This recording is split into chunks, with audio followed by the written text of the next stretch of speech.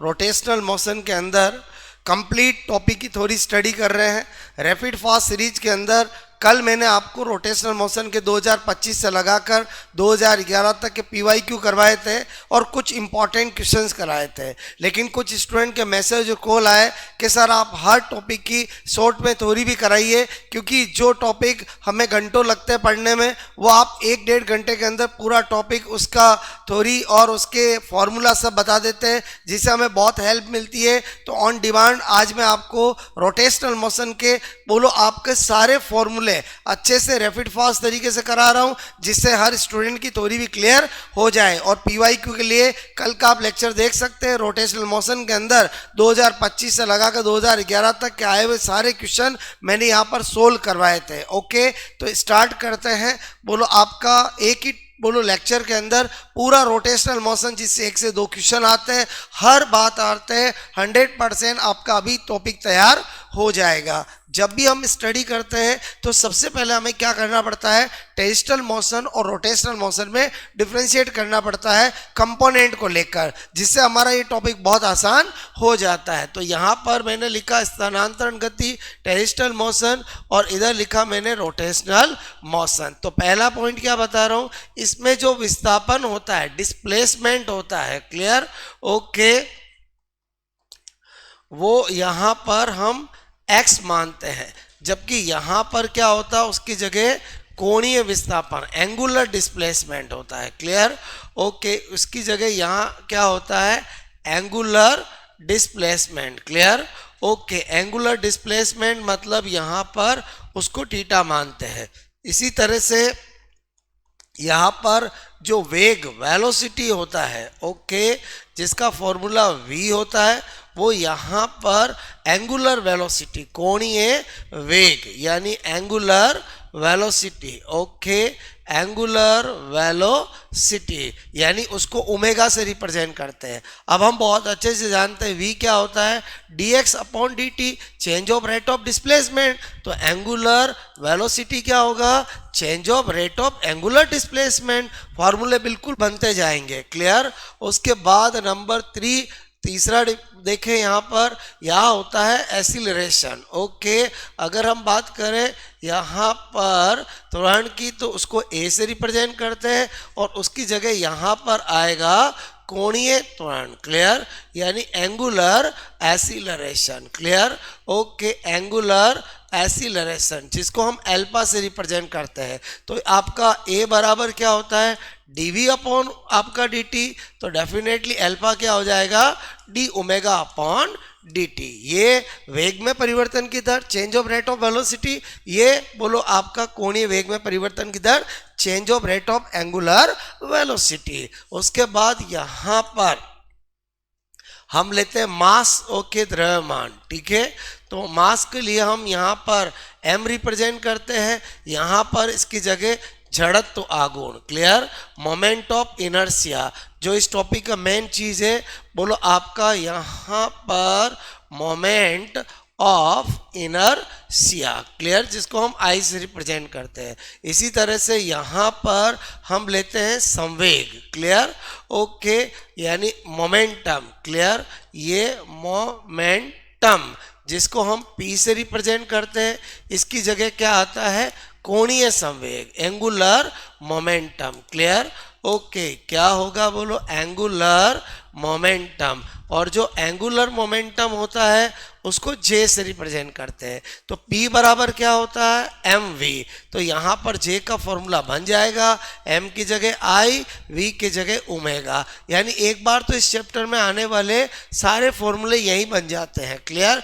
यहाँ पर मैंने लिखा सपोज दैट बल, ओके, फोर्स, और फोर्स क्या होता है, F से रिप्रेजेंट करते हैं। इसकी जगह इसमें क्या आता है, बल आघूर्ण, क्लियर, बल आघूर्ण मतलब टॉर्क, ओके,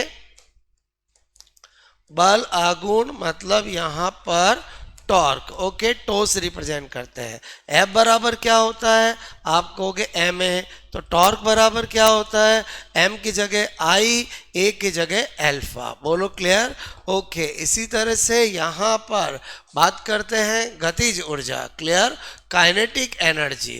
तो यहाँ पर काइनेटिक एनर्जी के लिए और इसकी जगह यहाँ पर क्या होता है, कोणीय गतिज ऊर्जा। बोलो कोणीय या गुणन गतिज ऊर्जा, क्लियर, गुणन मैंने कहा गतिज ऊर्जा, क्लियर। यहाँ पर होता है ये काइनेटिक एनर्जी, ये होता है रोटेशनल काइनेटिक एनर्जी। फॉर्मूला देखते हैं, इसका तो बच्चा बच्चा जानता है, हाफ एम वी स्क्वायर। तो इसकी जगह क्या हो जाएगा, बोलो हाफ का हाफ रहेगा, एम का आई, वी का omega square, half I omega square. इसी तरह से अगर यहाँ पर सोचे कि बोलो second law, okay, of motion, गति का जो द्वितीय नियम है वो क्या कहता है, एफ इज इक्वल टू, बोलो आपका delta P upon delta T, संवेग में परिवर्तन की दर बल के बराबर होती है। और यही यहाँ पर लगाएंगे, फोर्स की जगह टॉर्क हो जाएगा और यहाँ पर लीनियर मोमेंटम की जगह एंगुलर मोमेंटम हो जाएगा, क्लियर। इसी तरह से अगर हम यहाँ पर बोलो इक्वेशन, ओके, ऑफ मोशन की बात करें, गति के समीकरण की बात करें, ओके, तो फर्स्ट इक्वेशन होती है v is equal to U plus A T, second होती है s is equal to U T plus half A T square, और थर्ड जो इक्वेशन होती है वो v square is equal to U square plus 2as। अगर इन्हीं को मुझे किस में यूज करना हो, रोटेशनल मोशन में, clear. Equation, okay, of motion, clear, in rotational motion, clear. तो आपने कहा फर्स्ट v की जगह ओमेगा, u की जगह ओमेगा नॉट, ओके, a की जगह अल्फा, t की जगह t, डिस्प्लेसमेंट की जगह एंगुलर डिस्प्लेसमेंट, बोलो इनिशियल एंगुलर, बोलो आपका velocity, okay, t plus half alpha T square. इसी तरह से v की जगह ओमेगा स्क्वायर नॉट, बोलो आपका final angular velocity, initial angular velocity, और 2 अल्फा थीटा। आई होप एक बार मैंने आपको क्या किया, पूरा एनालिसिस किया कि टेरेस्ट्रियल मोशन और रोटेशनल मोशन में क्या डिफरेंस है और किस तरह से कंपोनेंट चेंज होते हैं। अब हमें स्टडी यही करना है, यहाँ से स्टार्ट होकर के ये सारा मुझे आपको पढ़ाना है, क्लियर। तो हमारा स्टार्ट कहाँ से होगा, सबसे पहले मैं बात करूँगा एंगुलर डिस्प्लेसमेंट, ओके। तो स्टार्ट करते हैं नंबर 2, दूसरा पॉइंट यहाँ पर लिखा मैंने कोणीय, ओके, वेग, ठीक है। सबसे पहले कोणीय विस्थापन, क्लियर, एंगुलर डिस्प्लेसमेंट, बोलो एंगुलर, ओके, डिस्प्लेसमेंट। तो एंगुलर डिस्प्लेसमेंट की बात करें तो आपको मैंने कहा थीटा से रिप्रेजेंट करते हैं, ओके। तो अगर एक चक्र पूरा घूमता है तो यहाँ पर मैंने कहा, क्लियर, तो एंगुलर डिस्प्लेसमेंट कितना होता है, 2 पाई, क्लियर, ओके। तो अगर मैंने कहा ये 4, मैंने कहा 1 साइकिल, ओके, तो इसका मतलब आपका एंगुलर डिस्प्लेसमेंट 2 पाई n हो जाएगा, 4 मैंने कहा n साइकिल। तो अगर आपको कितने भी चक्र दे तो आप एंगुलर डिस्प्लेसमेंट निकाल सकते हैं, बोलो क्लियर, ओके। उसके बाद आपसे मैंने कहा कि इसकी जो यूनिट होती है वो क्या होती है, रेडियन, क्लियर, ओके। और जो डायमेंशन की बात करूं तो ये डायमेंशन लेस होता है, क्लियर, ओके। विमा की बात करूं तो होता क्या है कि जैसे आपको मैंने कहा ये है, क्लियर, ओके। इसकी बात करूंगा, ये बोलो आपका रेडियस, ओके, और ये क्या है, आर्क, क्लियर। तो यहाँ पर थीटा इज इक्वल टू क्या लिखेंगे, arc divide by radius, clear, okay. तो L डिवाइड बाय L, तो यहाँ 1, यानी ये क्या होता है, डायमेंशन लेस होता है। तो आपको एक बात समझ में आई होगी कि एंगुलर डिस्प्लेसमेंट एक ऐसी फिजिकल क्वांटिटी है जिसकी यूनिट होती है बट डायमेंशन नहीं होती है। जनरली क्या होता है फिजिक्स में, बोलो मैक्सिमम फिजिकल क्वांटिटी की यूनिट होती है तो डायमेंशन होती है, या यूनिट लेस होता है तो डायमेंशन लेस होता है। लेकिन एंगुलर डिस्प्लेसमेंट ऐसा होता है जिसकी यूनिट होती है बट डायमेंशन नहीं होती है, ओके। उसके बाद बात करते हैं नंबर 3, मैंने कहा कोणीय वेग, clear, okay angular velocity, clear, angular velocity जिसको हम ओमेगा से रिप्रेजेंट करते हैं, इसके लिए पहले तो आपको पता होना चाहिए D theta upon D T, okay. उसके बाद इसकी यूनिट की बात करें तो ये हो जाएगा ऊपर रेडियन और मैंने कहा सेकेंड, और डायमेंशन की बात करें तो यहाँ पर रेडियन का कुछ होता नहीं है और टाइम का क्या होगा, बोलो आपका 1 बोलो टी होगा, तो टी इनवर्स या m0 L0 t-1, यानी इसका मतलब फ्रीक्वेंसी और एंगुलर फ्रीक्वेंसी, एंगुलर वेलोसिटी की क्या होती है, डायमेंशन सेम होती है, क्लियर। क्या लिखा मैंने आपको, फ्रीक्वेंसी, ओके ओके, आवर्ती, एंड एंगुलर ओके वेलोसिटी, जिसको एंगुलर फ्रीक्वेंसी भी कहते हैं, क्लियर। इसी का नाम होता है एंगुलर फ्रीक्वेंसी, ओके। बोलो कि डायमेंशन विमा, क्लियर, क्या होती है, समान, ओके। बोलो यहाँ पर इक्वल समान होती है, ओके। उसके बाद मैं आपको क्या बताना चाह रहा हूँ यहाँ पर एंगुलर वेलोसिटी के लिए, क्लियर, ओके। फॉर मैंने कहा 1 साइकिल, एक चक्र के लिए, आपको पता है एक चक्र के अंदर जो आपका एंगुलर डिस्प्लेसमेंट होता है वो आपका होता है 2 पाई, और जो टाइम होता है वो होता है टाइम पीरियड के इक्वल, ओके। तो ओमेगा बराबर 2 पाई अपॉन टी, ये फॉर्मूला हम यूज कर सकते हैं फॉर 1 साइकिल, और आपका फ्रीक्वेंसी जो होता है वो 1 अपॉन टाइम पीरियड होता है, तो इसी को 2 पाई एन भी लिख सकते हैं, ओके। अगर कभी आपको क्वेश्चन घड़ी के अंदर बोलो आपका सेकंड की सुई का दिया जाए तो नीचे 60 आ जाएगा, मिनट का दे तो 60 इंटू 60, हावर्स का दे तो 12 इंटू 60 इंटू 60, क्योंकि हमेशा टाइम सेकंड में यूज करना है, क्योंकि रेडियन पर सेकंड है ना। और अगर कोई भी सुइया हो एक चक्कर घूमेगा तो एंगुलर डिस्प्लेसमेंट तो 2 पाई ही होगा। आई होप आपको ये समझ में आया होगा। उसके बाद मैंने कहा बात करते हैं यहाँ पर कोणीय, ओके, तो एंगुलर बोलो acceleration, clear, angular okay acceleration, तो इसको अल्फा से रिप्रेजेंट करते हैं। इसके लिए देखें पहले अल्फा क्या होता है, D omega upon D T. अगर यूनिट की बात करेंगे तो क्या होगा, ऊपर रेडियन पर सेकेंड डिवाइड बाय सेकेंड, तो क्या हो जाएगा रेडियन पर सेकेंड, ओके स्क्वायर। और उसके बाद आपको मैंने कहा कि इसकी अगर हम डायमेंशन की बात करें, विमाग की बात करें, तो डायमेंशन इसकी क्या हो जाएगी, रेडियन की कुछ होती नहीं है, और टाइम का ये टी स्क्वायर, यानी m0 L0 t-2, ओके।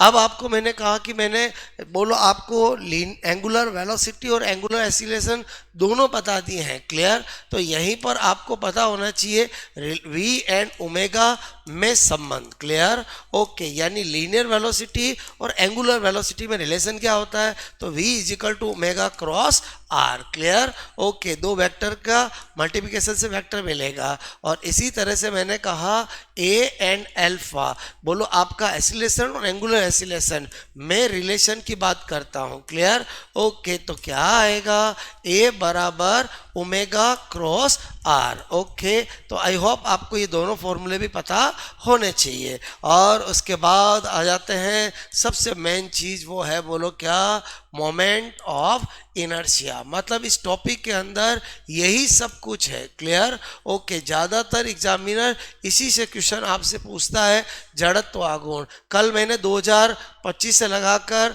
2011 तक के क्वेश्चन कराए थे इस टॉपिक के, तो आपने देखा कि मैक्सिमम टाइम इससे ही क्वेश्चन पूछा गया है, ओके।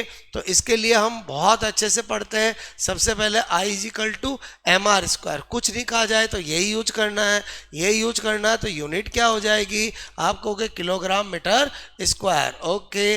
मैंने कहा डायमेंशन क्या हो जाएगी, तो डायमेंशन हो जाएगी बोलो आपका ml स्क्वायर, ओके, या मैं कहूँ m1 L2 T0, clear, okay. और उसके बाद क्या होता है कि इनर्शिया अलग अलग बॉडी के लिए अलग अलग एक्सिस के लिए हमें निकालना पड़ता है। उसके लिए दो थ्योरम है, अगर उन थ्योरम को अच्छे से जान ले तो हमारा काम हो जाएगा, क्लियर। तो यहाँ पर मैंने लिखा okay theorem of inertia, clear, okay. Moment of inertia, मैंने कहा मोमेंट ऑफ इनर्शिया यानी जड़त्व आघूर्ण, क्लियर, ओके, के प्रमेय। और दो थ्योरम है, एक परपेंडिकुलर एक्सिस का थ्योरम, एक पैरेलल एक्सिस का थ्योरम। क्लियर?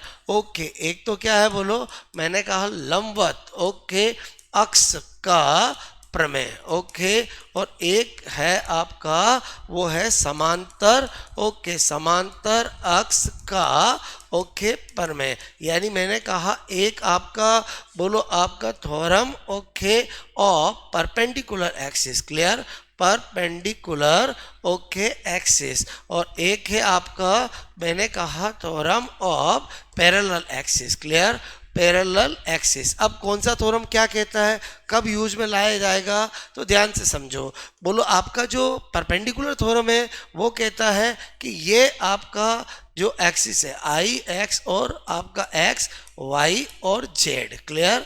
ओके, ये आई कैप, ये जे कैप और ये के कैप। तो इनका कहने का मतलब है अगर कोई बॉडी किसी प्लेन में है, क्लियर, तो उसके जो परपेंडिकुलर प्लेन होगा, परपेंडिकुलर तल होगा, उसका जो आपका मोमेंट ऑफ इनर्शिया होगा वो उस तल के दोनों अक्ष के सम के इक्वल होगा। अब यहाँ पर तीन केस बनते हैं। मैंने कहा if body, okay, in X Y, clear, okay, plane, बोलो एक्स वाई तल में है, तो फिर तो इस थ्योरम के अकॉर्डिंग आई मैंने कहा Z is equal to I X plus I Y, ये फॉर्मेट बनेगा।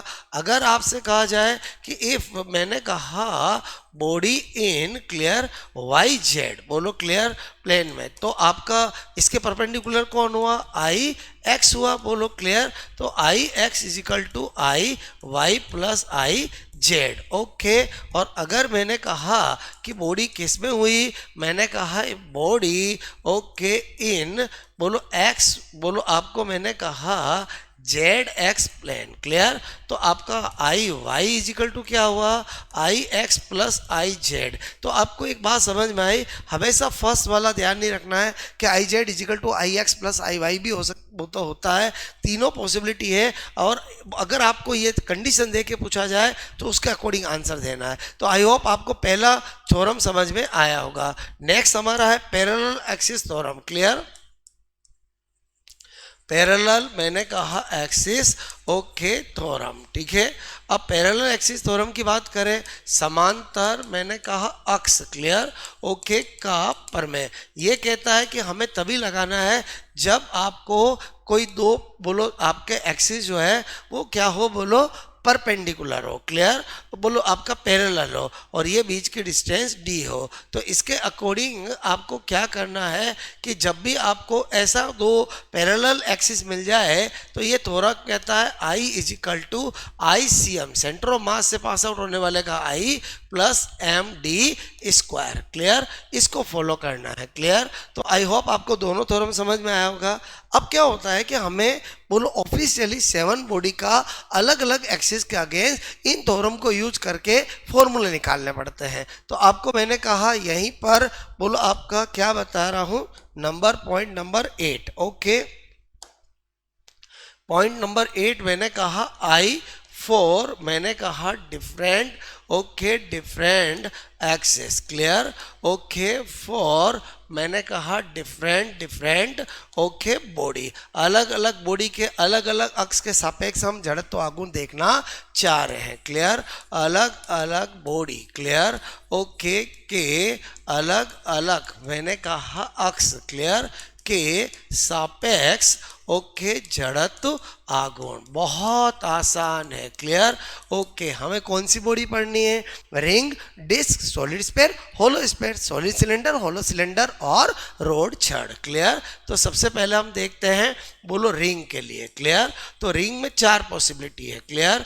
एक आपको रिंग का मैंने कहा नंबर 1 पॉसिबिलिटी कि आपको इस तरह से बोलो मैंने कहा ये रिंग दी है, क्लियर, ओके, और ये आपको परपेंडिकुलर एक्सिस है, ये आर रेडियस है। तो हर एक बॉडी का पहला आपको याद होना चाहिए। तो इसका आई होता है एम आर स्क्वायर, ये आपको याद होना चाहिए। उसके बाद मैंने कहा दूसरा केस अगर हम देखें तो आपको यही रिंग है और आपको ये पूछ लिया, क्लियर, या ये पूछ लिया। तो इस केस में क्या होता है कि आपको इनमें से किसी का भी पूछे, क्लियर, तो ये वाला तो हमें पता है, तो हमें यहाँ पर परपेंडिकुलर थ्योरम लगाना पड़ेगा। और परपेंडिकुलर थ्योरम क्या कहता है, I Z is equal to, मैंने कहा यहाँ पर I Z is equal to, suppose that X मान लिया, ये वाई मान लिया, clear, I X plus I Y. अब आई जेड तो हमें पता है क्या होता है, एम आर स्क्वायर, और ये दोनों सेम ही होता है, इसको भाई 2ix लिख दो या 2iy लिख दो। तो अल्टीमेटली ix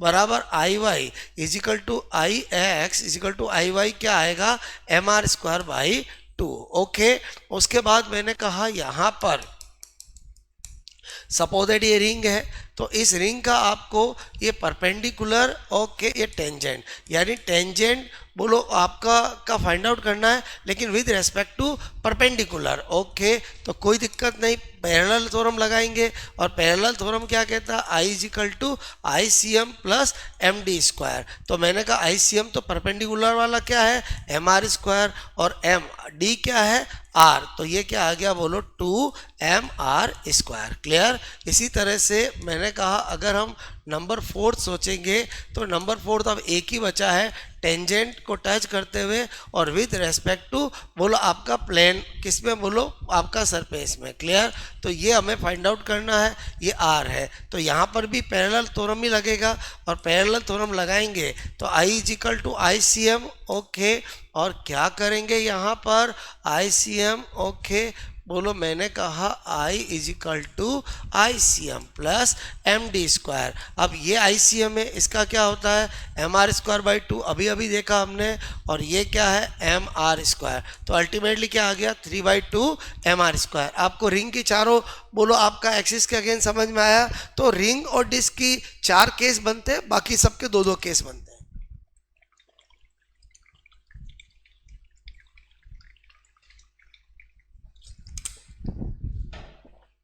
नेक्स्ट बॉडी देखते हैं, डिस्क। ओके, तो मैंने कहा डिस्क के लिए भी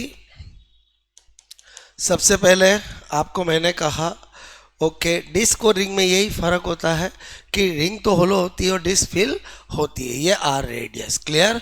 दूसरा केस इसका क्या होगा, यही आपका ये वाला हो जाएगा। तीसरा केस क्या होगा बोलो, क्लियर, कि मैंने कहा टेंजेंट को टच करते हुए और परपेंडिकुलर। क्लियर। ओके, के रेस्पेक्ट में। और चौथा केस क्या होगा, आपको मैंने कहा कि ये टेंजेंट को टच करते हुए और तल में स्थित। क्लियर। ओके, तो चलो करते हैं। हर बॉडी का पहला आपको याद होना चाहिए, आई डिस्क जो होता है वो एम आर स्क्वायर बाई 2 होता है। क्लियर। बाकी सब निकालने आने चाहिए। इसका पूछे कौन सा थ्योरम लगाएंगे, I Z is equal to I X plus I Y. बोलो क्लियर। ये हमें ऑलरेडी पता है, तो आई एक्स प्लस आई, मैंने कहा ये M R square is equal by 2, बोलो ये दोनों सेम ही है, तो 2ix लिखूं या 2iy लिखूं। तो मैंने कहा आई एक्स या आई वाई जो है तल में स्थित अक्ष के सापेक्ष जो आएगा वो एम आर स्क्वायर बार 4 हो जाएगा। क्लियर। इसी तरह से यहाँ पर कौन सा थ्योरम लगेगा, पैरेलल थ्योरम लगेगा, I is equal to I C M plus मैंने कहा M D square. I C M तो ये परपेंडिकुलर वाला क्या है, एम आर स्क्वायर बाई 2, और ये क्या है, एम आर स्क्वायर, तो क्या आ गया 3/2 एम आर स्क्वायर। इसी तरह से यहाँ पर भी पैरेलल थ्योरम लगेगा, बट यहाँ पर क्या करेंगे, I C M plus M D square. I C M तल में स्थित है, तो M R square by 4 plus मैंने कहा एम आर स्क्वायर, तो कितना हो गया 5/4 M R square. I hope आपको डिस्क के भी चारों केस समझ में आए होंगे। नेक्स्ट ले लेते हम सॉलिड स्फीयर। बोलो क्लियर। ओके, ठोस गोले की बात करें तो अब ठोस गोला या कोई भी बॉडी है उनके 2 ही केस होते हैं, एक पहला और एक आपसे मैंने कहा जो हमें बोलो निकालना पड़ता है। क्लियर। तो आपको मैंने कहा ये आप सॉलिड स्फीयर है। क्लियर। तो एक तो आपको ये है, ओके, और ये पहला हमें पता होना चाहिए सॉलिड स्फीयर के 2/5 एम आर स्क्वायर, ठीक है। और उसके बाद दूसरा हमें निकालना आना चाहिए कि बोलो आपका टेंजेंट को टच करते हुए और विद रेस्पेक्ट टू प्लेन जो आपका तल में स्थित है ये आर, बताओ कौन सा थ्योरम लगाएंगे। आप कहोगे सर डेफिनेटली हम यहाँ पर बोलो कौन सा पैरेलल थ्योरम लगाएंगे, क्लियर। और पैरेलल थ्योरम लगाएंगे तो I is equal to I C M M D square. तो आई सी एम कितना है, तो आप कहोगे 2/5 M R square plus M R square, तो कितना हो जाएगा 7/5 M R square. I hope आपको ये समझ में आया होगा। Then hollow sphere, clear, okay. यहाँ पर होलो स्पेयर, बोलो क्लियर। होलो स्पेयर की बात करें, इसमें भी दो पॉसिबिलिटी, एक तो हम जो जानते हैं क्लियर, ये रेडियस और ये है, क्लियर, ओके। मैंने लिखा होलो स्पेयर, मतलब आपको किस नज़र से देखना है, होलो स्पेयर, क्लियर। और आई आपका पहला 2/3 एम आर स्क्वायर, हर एक बॉडी का पहला पता होना चाहिए और बाकी आपको निकालना आना चाहिए, क्लियर, ओके। टेंजेंट को टच करते हुए, ठीक है, तो आपने देखा I is equal to I C M, बोलो plus M D square. I C M कितना है 2/3 M R square plus M R square, कितना हो गया बोलो 3 to 5/3 एम आर स्क्वायर। एक एक का मैं आपको निकाल के बता रहा हूँ क्योंकि इसके बिना तो हम कभी इस चैप्टर में पकड़ बना ही नहीं सकते।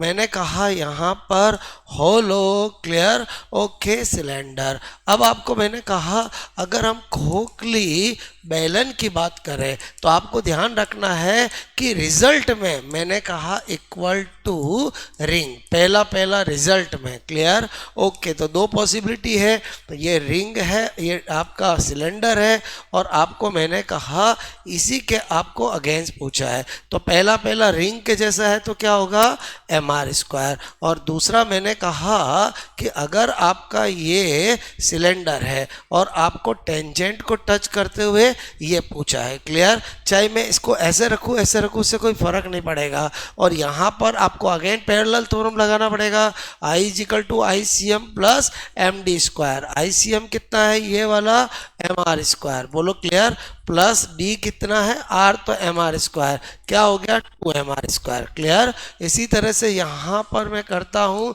सॉलिड, ओके, मैंने कहा सिलेंडर, बोलो ठोस बेलन, क्लियर। और यहाँ पर आपको पता होना चाहिए कि इक्वल टू डिस्क, यानी बोलो पहला फॉर्मूले में, क्लियर, यानी ये अगर मैंने यहाँ पर सिलेंडर लिया, ओके, और ये कैसी ले ली मैंने सॉलिड, और ये आपकी आर रेडियस है, क्लियर, और ये पूछा तो ये किसके इक्वल होगा M R square by 2, clear, क्योंकि डिस्क के इक्वल हुआ। और एक हमें फाइंड आउट करना है, ये सपोज दैट आपको मैंने कहा आर रेडियस है और आपको इसके अगेंस्ट पूछा है, क्लियर, ओके। तो कोई दिक्कत नहीं है, यहाँ पर पैरेलल थ्योरम लगाएंगे, I is equal to I C M M D square, यहाँ पर क्या लिखेंगे M R square by 2 plus M R square, तो क्या आ गया बोलो 3/2 M R square. I hope आपको ये भी समझ में आया होगा। 5 और नंबर 6 और नंबर 7 हमारा किसके लिए, छड़ के लिए, क्लियर, ओके। मैंने कहा छड़ के लिए, बहुत बार एग्जाम में क्वेश्चन आया है, ये आपकी छड़ है, क्लियर, ओके, जो आपका सेंटर पॉइंट है और आपको ये एल लेंथ है, क्लियर। तो इसका परपेंडिकुलर एक्सिस का जो होगा वो क्या आता है I is equal to M L square by 12, बोलो क्लियर, ओके। अब दूसरा क्या होगा भाई, सीधी सी बात है कि यहाँ पर टच करते हुए और मैंने कहा आपको परपेंडिकुलर, बोलो क्लियर। तो डेफिनेटली यहाँ पर ये L/2 हो जाएगा, ओके। तो I is equal to I C M plus M D square. I C M कितना है बोलो, वही एम एल स्क्वायर बाई 12, और ये करूँगा तो L/2 का स्क्वायर, तो यहाँ पर क्या आ गया M L square by 12 M L square by 4। तो अल्टीमेटली यहाँ पर एलसीएम लेंगे तो ये एम एल स्क्वायर, ये आपका हो जाएगा 3 एम एल स्क्वायर, तो अल्टीमेटली क्या हो गया 4 M L square, clear, okay. तो आपका ये M L square 4 M L square by 12 cut किया तो क्या आ गया 3, तो अल्टीमेटली यहाँ पर क्या आ गया, ml²/3। आई होप आपको मेरी बात समझ में आई होगी। तो इसी तरह से मैंने कहा आपको यहाँ पर स्क्वायर प्लेट, वर्गाकार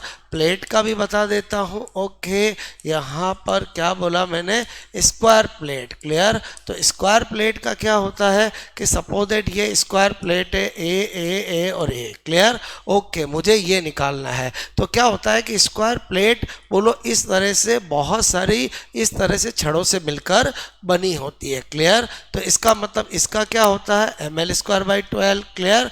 ओके, इसी तरह से ये इस तरह से भी बहुत सारी छड़ों से मिलकर बनी होती है। क्लियर। तो इसका भी क्या हो गया, बोलो I ma²/12। ओके, एल की जगह ए ले रखा तो ए हो जाएगा। तो बताओ जब ये दोनों मिल गए, ये मुझे x मिल गया, ये मुझे y मिल गया, तो आई जेड क्या होगा, बोलो आप कहोगे आई X plus I Y. Perpendicular theorem लगाऊंगा, ma²/12 प्लस ma²/12 तो क्या होगा, ma²/6। आपको पता होना चाहिए, बहुत सी बार एग्जाम में पूछा गया है। तो इसका मतलब हुआ कि हमें ऑफिशियली 7 ही पढ़ने की जरूरत है, उससे हम किसी का भी निकाल सकते हैं। ओके, तो यहाँ पर हमारा टारगेट था कि अलग अलग बॉडी के लिए अलग अलग आपको मैंने ये बताया। ठीक है, अब यहाँ पर 8 पॉइंट हमने जान लिया और जितने मैंने बताया है वो सारे के सारे एग्जाम में क्वेश्चन बनते हैं। बोलो क्लियर। ओके, उसके बाद हम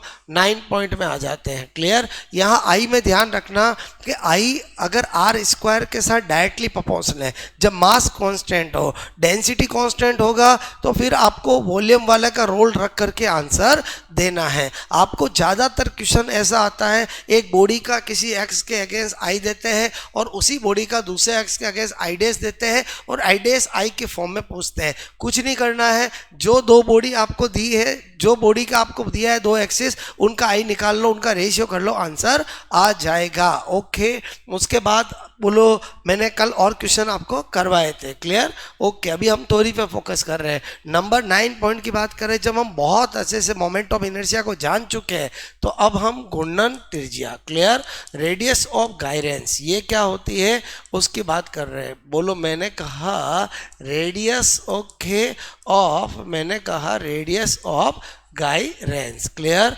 ओके, रेडियस ऑफ गायरेंस क्या होता है, सपोज दैट ये कोई बॉडी है। क्लियर। ओके, जिसके अंदर ये 3 पार्टिकल है, ये m1, ये m2 और ये m3। इनकी एक्सिस से दूरी r1 है, इसकी r2 है, इसकी r3 है। क्लियर। और अगर मैं देखना चाहूँ कि भाई इसका आई टोटल क्या होगा, तो डेफिनेटली m1 मैंने कहा r1², m2 r2² और m3 r3²। क्लियर। अब मैंने पता लगाया तो पता चला इस पूरी बॉडी का यहाँ कहीं मास सेंटर्ड है, मैंने कैपिटल M मान लिया, इससे दूरी r कर दी, k कर दी, तो I = क्या लिख सकता हूँ, mk²। अब ये भी पूरी बॉडी का था, ये भी पूरी बॉडी का था, तो इनको इक्वल कर लेंगे, mk² = m1r² plus m2 r2² plus m3 r3²। Clear. Divide by m। अब मैंने कहा इफ। क्लियर। ओके, आपका यहाँ पर ये मैंने यहाँ पर लिखा, ओके, और k² = क्या आ जाएगा, यहाँ पर m1r², बोलो m2 r2², बोलो क्लियर। ओके, यहाँ पर m3 r3²। क्लियर। ओके, और डिवाइड बाय m। अगर मैंने माना, क्लियर, ओके, इफ मैंने कहा m1 बराबर m2 बराबर m3, ओके, बराबर m, तो मुझे एक बात बताओ, यहाँ ऊपर क्या आ जाएगा, m कॉमन आ जाएगा और वो क्या हो जाएगा, r1² r2² और r3²। क्लियर। और नीचे आपको मैंने कहा कि अगर मैंने सबका क्या मान लिया, स्मॉल m, तो 3 पार्टिकल है, तो आपका यहाँ पर नीचे क्या बन जाएगा, 3, ओके, स्मॉल m, तो m से m कट गया। तो अल्टीमेटली हमने देखा कि जो k होता है वो r1² plus r2² plus r3, बोलो क्लियर, का स्क्वायर का 3, यानी ये जो k है वो कभी भी किस पे डिपेंड नहीं करता है, मास ऑफ बॉडी पे डिपेंड नहीं करता है। ओके, आई होप आपको मेरी बात समझ में आई होगी। अब एग्जाम में क्या आता है, अलग अलग बॉडी के लिए आपको k² या r² या k/r या r/k पूछा जाता है। तो आपको मैंने कहा यहाँ पर रिलेशन बिटवीन के एंड आर। ओके, बोलो डिफरेंट डिफरेंट बॉडी के लिए नंबर मैंने कहा 10 पॉइंट लिया। तो इस केस में क्या करते हैं, आई is equal to M K square. आई क्या रखना, पहला पहला, हर बॉडी का पहला पहला याद होता है, कुछ नहीं कहा जाए तो। अगर आपको कंडीशन दे दे तो जो आई आएगा वो रखना है। क्लियर। तो मैंने कहा यहाँ पर अगर रिंग का करना हो, क्लियर, ओके, फॉर रिंग, तो मैंने कहा रिंग का करना हो तो क्या करेंगे, M R square plus M K square cut हो गया तो फिर के स्क्वायर अपॉन आर स्क्वायर भी क्या आया 1, और आर स्क्वायर अपॉन के स्क्वायर भी क्या आया 1। ओके, मैंने कहा के अपॉन आर भी क्या आया 1 और आर अपॉन के भी क्या आया 1। लेकिन सब बॉडी का ऐसा नहीं होगा। जैसे ही मैंने सेकंड किया फॉर डिस्क, क्लियर, ओके, तो डिस्क के लिए क्या लिखेंगे, आई पहला पहला is equal to M K square, और पहला पहला क्या होता है डिस्क का, M R square by 2। Clear, okay, ये क्या है एम के स्क्वायर, एम से एम कट गया। उसके बाद मैंने कहा अब क्या पूछना चाह रहा है, के स्क्वायर अपॉन आर स्क्वायर, तो 1/2। क्लियर, ओके, अगर मैंने कहा आर स्क्वायर अपॉन के स्क्वायर अगर हम करेंगे तो 2। क्लियर, ओके, के अपॉन आर करेंगे तो 1/√2 और आर अपॉन के करेंगे तो √2। इस तरह से हमने देखा कि कोई भी बॉडी हो उसका हम कर सकते हैं, क्योंकि 7 के 7 बॉडी का पहला पहला हमें याद हो गया। आई रिंग का एम आर स्क्वायर, डिस्क का M R square by 2, solid sphere का 2/5 एम आर स्क्वायर, रिंग का बोलो आपका होलो बोलो स्फीयर का 2/3 एम आर स्क्वायर, और मैंने कहा कि अगर सॉलिड सिलेंडर है तो डिस्क के equal M R square by 2, अगर होलो सिलेंडर है तो रिंग के इक्वल एम आर स्क्वायर, और रोड का छड़ का M L square by 12। Okay, तो आई होप आपको ये सबका कर सकते हो। उसके बाद आ जाते हैं नंबर 11। मैंने कहा angular, okay, momentum. Clear, angular momentum की बात करें, कोणीय संवेग की बात करें। क्लियर, ओके, कोणीय संवेग, तो मैंने कहा आपको जब भी सोचो तो ऐसे सोचो, P बराबर mv। ये किस में बोलो, इन टेरिस्ट्रल मोशन। रोटेशनल मोशन में यहाँ पर क्या आएगा J, और m की जगह क्या आएगा I, v की जगह क्या आएगा ओमेगा। ये किस में, इन रोटेशनल मोशन। ओके, अब आपको मैंने कहा कि I इजिकल टू क्या होता है एम आर स्क्वायर। क्लियर, और मैंने कहा v इजिकल टू क्या होता है ओमेगा आर, तो आपको ओमेगा की जगह क्या लिख सकते हो v/r। तो यहाँ पर अगर हम रखेंगे m की जगह, I की जगह क्या रख दे एम आर स्क्वायर। क्लियर, और ये v अपॉन आर, तो इससे कट गया तो ये r और ये क्या हुआ mv। तो मैंने कहा यहाँ पर अच्छा ये j is equal to r cross p, दो वेक्टर से वेक्टर मिला और ये बहुत इंपॉर्टेंट है। क्लियर, ओके, अगर ये दोनों दे तो वेक्टर मल्टीप्लिकेशन करके इसको सॉल्व किया जा सकता है। उसके बाद अगर हम यहाँ पर देखें यूनिट ऑफ एंगुलर मोमेंटम, तो मैंने कहा कोई दिक्कत नहीं, ये अभी क्या आया था mvr। क्लियर, ओके, तो यूनिट क्या हो जाएगी किलोग्राम मीटर पर सेकंड इनटू मीटर, तो क्या हो जाएगी किलोग्राम मीटर स्क्वायर और second inverse. Clear, okay, unit निकाल ली तो डायमेंशन भी कर सकते हैं। डायमेंशन ऑफ अगर j करेंगे तो आपका j इजिकल टू क्या होता है mvr। क्लियर, तो m का m लिख दिया, l का वेलोसिटी का l1 t-1 लिख दिया, l1 लिख दिया, तो m1 L2 t-1। उसके बाद अगर हम बात करें डायरेक्शन की, क्योंकि ये एक सदिश राशि है, तो आपका डायरेक्शन ऑफ जे की देखें तो यहाँ से हमें क्या पता चल रहा है J is equal to R cross P, यानी इसकी डायरेक्शन जो होगी जे जो है वो R vector and P vector के परपेंडिकुलर होगी। क्लियर, परपेंडिकुलर होगी। इसका मतलब ही हुआ कि अगर इसकी आई और जे तो इसकी के होगी, इसकी जे और के तो इसकी आई होगी। इस तरह से अपन वेक्टर मल्टीप्लिकेशन मैंने सिखाया उसके अकॉर्डिंग सोल्व कर सकते हो। ओके, अब अपन बात करते हैं यहाँ पर ये एंगुलर मोमेंटम की हमने हल्की फुल्की बात कर ली। उसके बाद हम बात करते हैं यहाँ पर कोणीय संवेग संरक्षण। क्लियर, ओके, कोणीय संवेग संरक्षण। क्लियर, एंगुलर मोमेंटम की बात करते हैं। क्लियर, कंजर्वेशन, ओके, ऑफ मैंने कहा angular momentum. Clear, okay, momentum, तो आपको मैंने कहा I1 omega is equal to I two omega two. Okay, और इसका यूज बोलो जनरली पूरी फिजिक्स के अंदर जब भी अर्थ के सुरंग के क्वेश्चन आते हैं तो आपको इसको यूज करना होता है। टाइम पीरियड पूछा जाता है तो इसमें आपको यही ध्यान रखना है, इफ यदि मैंने कहा पृथ्वी ओके अर्थ ओके का मैंने कहा मास बोलो नियत ओके हो तो आपका time period directly proportional to R square हो गया होगा,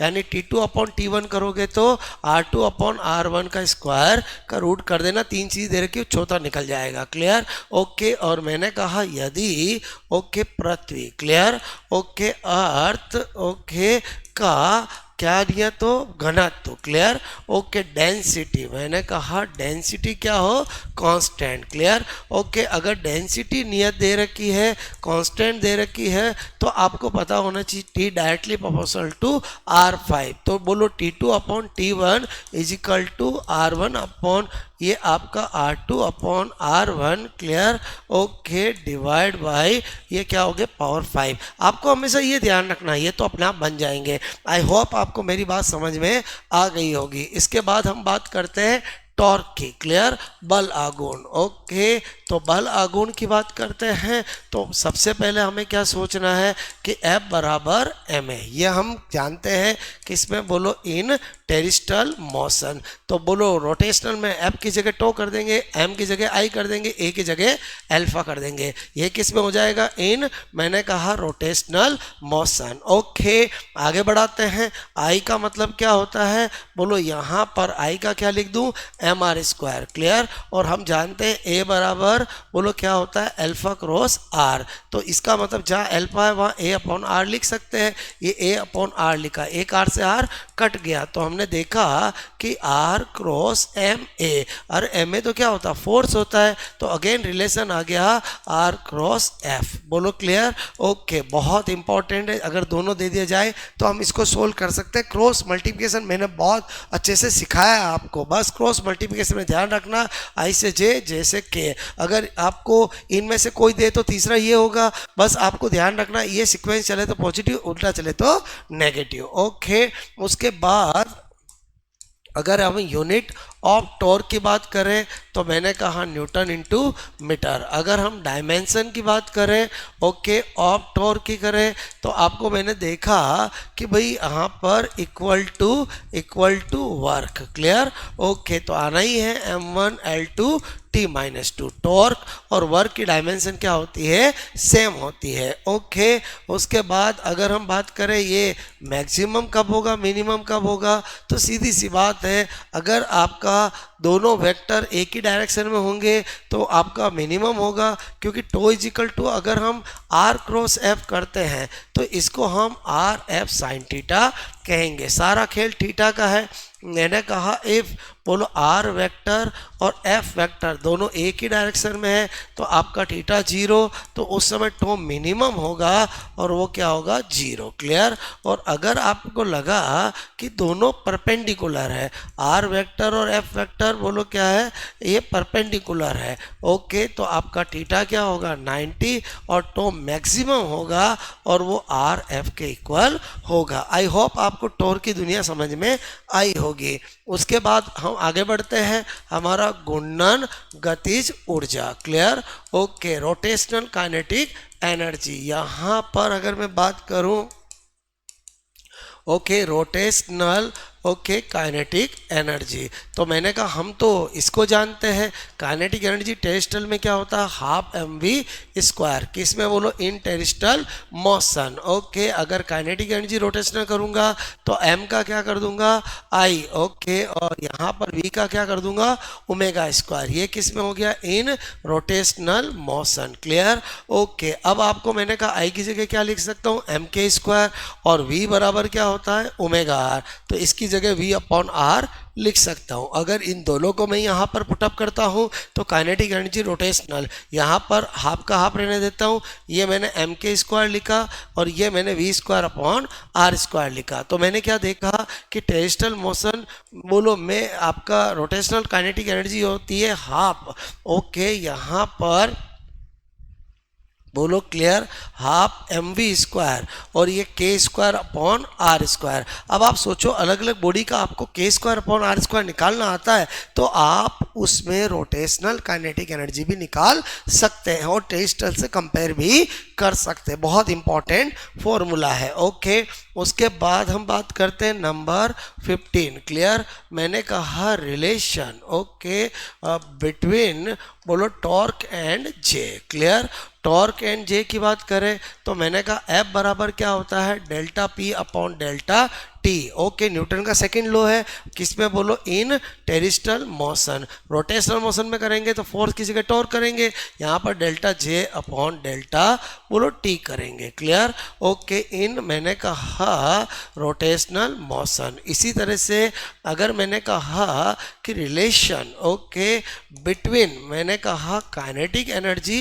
एंड एंगुलर मोमेंटम। क्लियर, कोई दिक्कत नहीं। बोलो kinetic energy is equal to P square upon 2m। ये किस में होता है बोलो, आप कहोगे सर ये होता है इन मैंने कहा बोलो टेरिस्टल मोशन स्थानांतरण गति में। तो काइनेटिक एनर्जी में कर देंगे, इसको रोटेशनल करेंगे तो p की जगह क्या आ जाएगा जे स्क्वायर और आपकी m की जगह क्या आ जाएगा i। बहुत क्वेश्चन यहाँ पर बनते हैं। क्लियर, ओके, आई होप मैं एक एक फॉर्मूले को आपको अच्छे से बता रहा हूँ। उसके बाद आपको मैंने पूरा बोलो रोटेशनल के बारे में बता दिया। तो एक स्पेशल मोशन होती है जिसका नाम होता है रोलिंग मोशन। क्लियर, ओके, लौटनी गति। ओके, इसको क्या कहते हैं लौटनी गति। क्लियर, और आपको पता होना चाहिए कि जो रोटेशनल मोशन जो रोलिंग मोशन होती है क्लियर वो आपका टेस्टल motion plus rotational motion. Okay, मैंने कहा ये रोटेशनल मोशन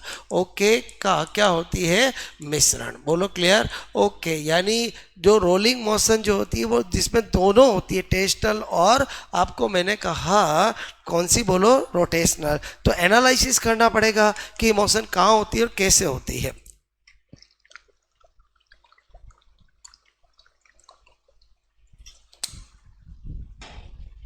ओके, तो यहाँ पर मैंने कहा इसका एग्जाम्पल दूँ तो जितने भी व्हीकल्स हैं गाड़ियों के बोलो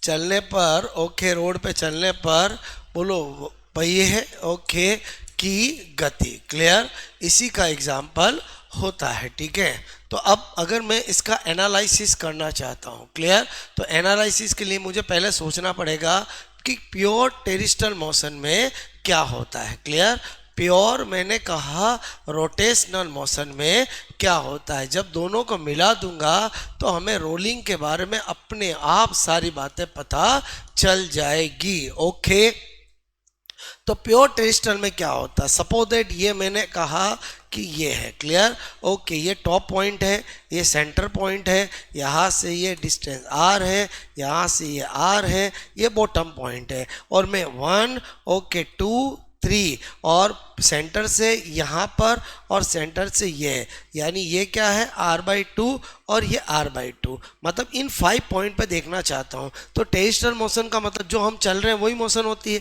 तो हम जब चलते हैं तो ऊपर से नीचे एक जैसा आपका वेलोसिटी रहती है। तो इसका मतलब इस केस के अंदर बोलो हर पार्टिकल पर क्या होगी v और v। ओके, अब हम रोटेशनल में देखना चाहते हैं। रोटेशनल में क्या होता है अगर यही मैंने आपसे कहा कि बोलो ये 5 पॉइंट है। क्लियर, ओके, 1 सेंटर बॉटम और यहाँ पर ये क्लियर, ओके, ये क्या है r है ओके r/2 ओके, ये क्या है r/2। क्लियर, और ये कंप्लीट क्या है बोलो आपको मैंने कहा r है। इसी तरह से ये क्या है r/2 और कंप्लीट r है। ठीक है, ओके, अब आपको मैंने कहा इस पॉइंट पे देखेंगे तो v is equal to omega R. बोलो क्लियर, क्योंकि सेंटर पॉइंट से लेंगे। बोलो क्लियर, अब यहाँ से लेंगे तो ये v डैश। क्लियर, डेफिनेटली यही काम होगा। तो मैंने कहा ओमेगा अपॉन r/2 और यहाँ पर तो सेंटर पॉइंट आ गया तो यहाँ तो v डबल डैश क्या होगा 0 ही होगा। ओके, और रोटेशनल में इधर और इधर तो आपको मैंने कहा यहाँ पर क्या होगा v is equal to definitely इधर होगा। बोलो क्लियर, ओके ये भी ओमेगा आर, और यहाँ पर भी क्या होगा वी डैश, बोलो क्या होगा ओमेगा आर बाई 2। क्लियर? ये किस में होता है? प्योर रोटेशनल में होता है। अब इन दोनों से मिलकर क्या बनता है? बोलो आपका रोलिंग। तो रोलिंग का एनालिसिस करते हैं, रोलिंग में इन्हीं पॉइंट पे देखते हैं। क्लियर? ओके आपका top point, centre point, bottom point, bottom और सेंटर के मिड पॉइंट और सेंटर और टॉप के मिड पॉइंट। क्लियर? तो हमने देखा कि यहाँ पर ये दोनों का मिक्सचर है, तो यहाँ v और यहाँ v, तो यहाँ तो क्या हो जाता है 2v। क्लियर? और ये ओमेगा आर बाई 2 है, तो ओमेगा आर v है, तो इसको v बाई 2 भी लिखा जा सकता है। इसको भी क्या लिखा जा सकता है? v by 2। क्लियर? तो हमने देखा कि इधर है v और इधर है v बाई 2, तो ये कितना हो गया? बोलो 3 बाई 2v। क्लियर? इधर v और इसका v0, तो यहाँ पर ये क्या हो गया v। क्लियर? देन इधर बोला आपका v और इधर v बाई 2, तो यहाँ पर क्या होगा v बाई 2। क्लियर? और इधर v और इधर v, तो यहाँ पर वेलोसिटी क्या होगी? 0। अच्छा, तभी रोड पे जब टायर चलता है तो घिसता है, क्योंकि जब वो बोलो रोड को टच करता है उस समय वेलोसिटी 0 होती है। तो रोलिंग मोशन के अंदर हाईएस्ट वेलोसिटी कहाँ होती है? टॉप पॉइंट पर, और लोवेस्ट कहाँ पर होती है? बॉटम पॉइंट पर। आई होप आपको रोलिंग मोशन समझ में आया होगा। प्योर टेरिस्ट्रियल ये रहा, प्योर रोटेशनल ये रहा, और रोलिंग ये रहा। बहुत बार एग्जाम के अंदर ये क्वेश्चन पूछा जाता है कि रोलिंग के टॉप पॉइंट पर वेलोसिटी क्या होती है और बॉटम पॉइंट पर वेलोसिटी क्या होती है। दोस्तों मैंने आपको पूरा लगभग अभी आपका 45 से 50 मिनट के अंदर पूरा रोटेशनल मोशन, जो इतना बोलो बड़ा चैप्टर है, उसको मैंने आपको एक एक फॉर्मूला, एक एक आपका मोमेंट ऑफ इनर्शिया एक एक एक्सिस पर निकाल करके आपको बता दिया। अगर यही चैप्टर आप रिवाइज करोगे तो आपको बहुत टाइम लगेगा, लेकिन अगर आप ये लेक्चर देख लोगे एक दो बार तो कॉन्फिडेंस आ जाएगा, क्योंकि मैं आपको पूरा अप्रोच के साथ कैसे यूज करना, कहाँ यूज करना है, सब बता रहा हूँ। ओके, तो आपका जो वादा किया था मैंने कि आपको थ्योरी भी दे दूंगा, तो आई होप आपके स्टूडेंट के मैसेज के अकॉर्डिंग मैंने क्वेश्चन PYQ कल कराए थे और थ्योरी आज करा दी है। तो बस इसको देखिए और अपनी जो मंजिल है उसको प्राप्त कीजिए। ओके दोस्तों।